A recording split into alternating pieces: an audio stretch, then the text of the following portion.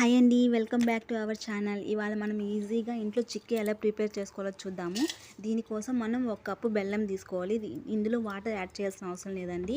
మనము గ్యాస్ మీద పెట్టినప్పుడు ఆ మంటకే అది మెల్ట్ అయిపోయి మనకు పాకంలాగా తయారైపోతుంది. చూసారా, కొంచెం కొంచెం కరిగిపోయేలా మొత్తం పాకంలాగా తయారైపోయింది.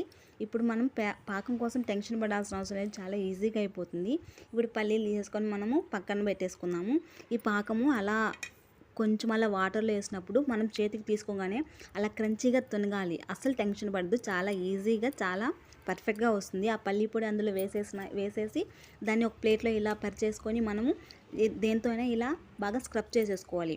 ఆ వేడిగా ఉన్నప్పుడే మనము కొంచెం కొంచెం అలా లైన్స్ పెట్టేసుకుంటే మనకు ఆరిపోయినాక తుంచుకోవడానికి ఈజీగా ఉంటుంది. ముందుగా కొత్త వాళ్ళు మన ఛానల్ ఎవరైనా చూసినట్లయితే సబ్స్క్రైబ్ చేసుకుని నాకు సపోర్ట్ చేయండి ప్లీజ్. చూసారా, ఒక 1 అవర్ ఆగితే సరిపోతుంది. బాగా ఇలా క్రంచిగా ఫైనల్గా మన